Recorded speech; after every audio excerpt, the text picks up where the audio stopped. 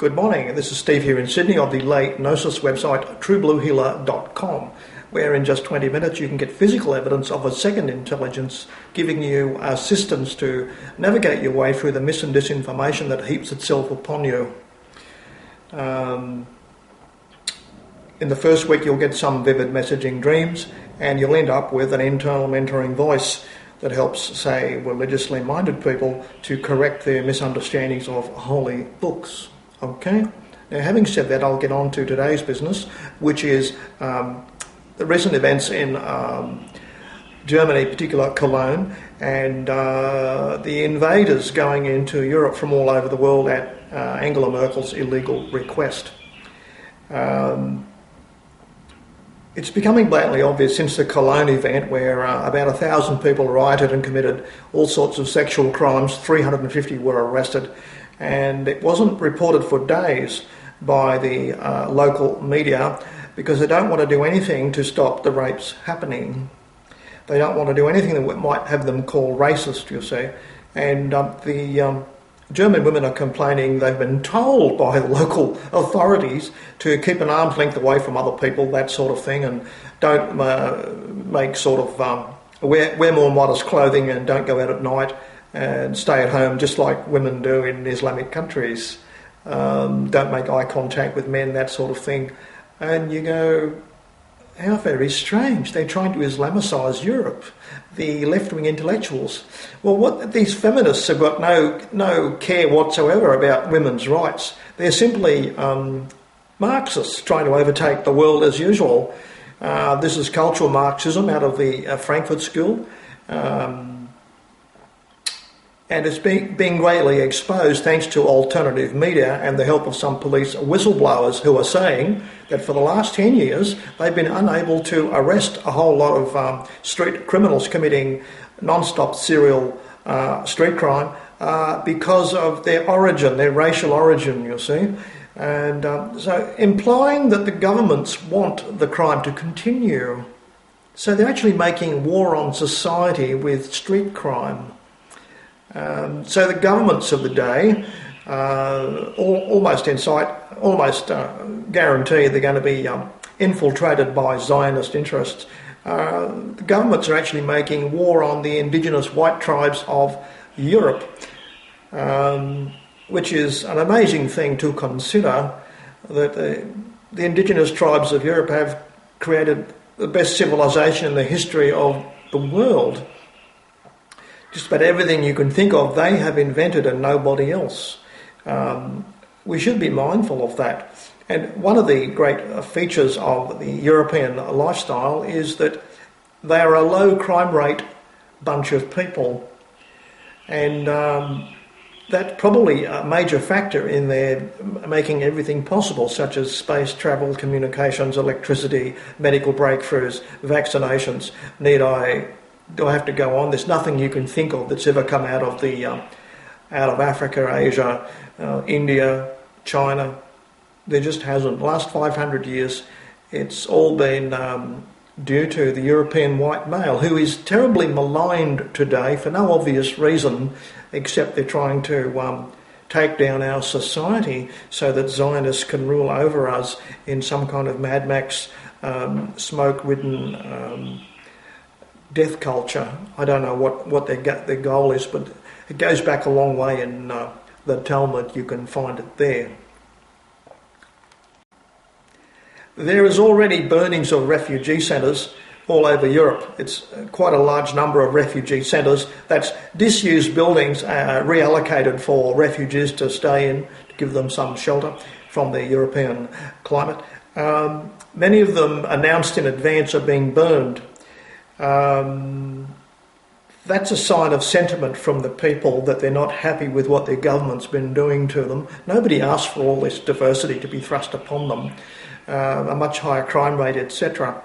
So it's kind of obvious that the governments of Europe are the enemy of the common people. What can we do about this?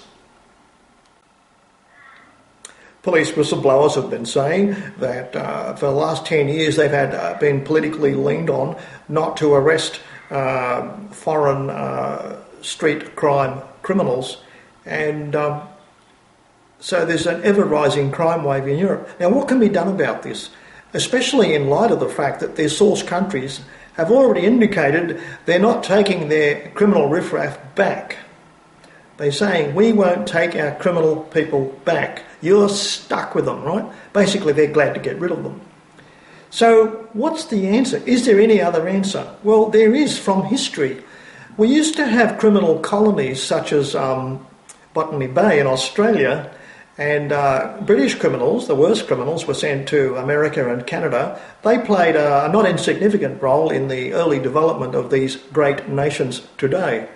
They certainly were an imperfect solution to the problem of needing cheap labour in those places, but they sufficed, and it had some sort of useful role in boosting the history and development of the English-speaking peoples. I would also say that we've all seen the Steve McQueen movie about Devil's Island, where only about 2 people ever escaped from it. And that was another attempt to accommodate lifelong genetic criminals who could never be reformed or rehabilitated. So where the hell can we put them? Put them in a place where they can't escape, they don't worry us, and they picked Devil's Island, you see. So that's tried and tested throughout history a few times, and I'm wondering whether we could do it better today with the riffraff from all over the world that's committing a massive crime rate in Europe. Europe needs a penal colony to send people to. Possibly an island, a sea-locked place would be best. It could easily be guarded. And instead of saying, well, we can't deport you, but if you're convicted 3 times, we'll put you in this place for basically lifelong detention. On an island, it's difficult to get away. There'll be doubtless lots of smuggling and all that, but it would be maybe a reason for them to offend less in these European societies that they wish to destroy. That's all they do. We have to live with the fact that crime is genetic, and some races do a lot more criminality than others, and that could be a major factor in why their own societies continually decapitate their own leadership and prevent any kind of sustained economic development. Did you know that Africa, since 1960, has had $500 billion in aid supplied to it? And guess what? There's no country with sustained economic growth. Today there isn't one in Africa. So the 500 billion has been wasted. Okay? Maybe because of the criminality, the corruption has been blamed for the fact that money never goes to where it's intended. It always goes into the pockets of dictators who just get removed by a warring faction in some African country. So crime rate's a significant factor in holding a country back. And should we just let a crime rate hold the European Union back and basically destroy it? So I'm suggesting a penal colony somewhere. Tongue-in-cheek, I could suggest perhaps 1 or 2 of the Canary Islands. I know I'll offend a good friend I have there. But that's a nice sunny place, and you could produce a couple of colonies there, easy to reach. And, if you offend 3 times in Germany or Sweden or anywhere you go, we're going to put you on an island where you can run amok and do whatever you like. Have your Sharia law there and attack everyone you meet. Loot, rape and pillage all you like on this island. Why not give them an alternative country? Maybe we need a criminal island or a criminal country to put people into that are not compatible with European civilization and its common values. I just thought I'd put this suggestion out because to me it seems to be possibly a light at the end of the tunnel of what seems to be a pretty dark issue at the moment, where governments don't want to do anything to lower the crime rate, which is becoming intolerable, and of course the huge debt burden of all of these unskilled people who can't possibly be educated sufficiently to participate in the European workforce. They're just not educated enough. They're never going to catch up. Syrians' education, they're basically illiterate. Syrians cannot be turned into useful citizens of Europe. That's known, that's been statistically verified. Okay, so I'm throwing the idea that here we got some possible light at the end of the tunnel. I'm throwing this idea out. that maybe Europe needs a prison place, something like Guantanamo Bay, but much bigger, and make it reasonably civilised, but you have to stay there, you can't leave. It's a novel idea. We could do it better than it's ever been done before. Otherwise, I don't see how... There's no value in raising the crime rate in the most civilised part of the world. There's really no value in doing that, only for the Zionists who want to destroy everything. So here's a solution. So I'll leave that with you. Steve here in Sydney. Over and out.